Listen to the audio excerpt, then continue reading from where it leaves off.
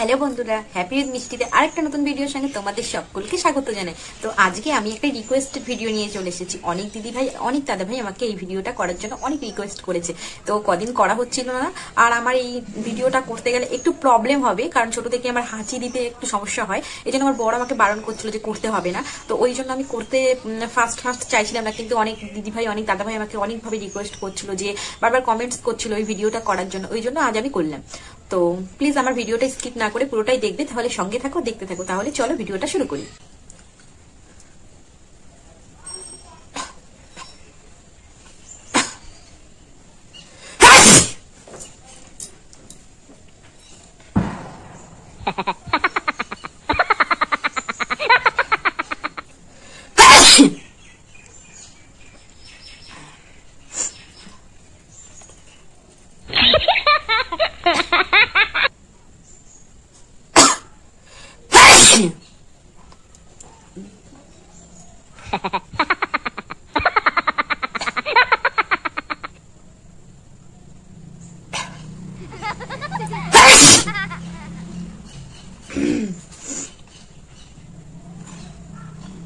বাবা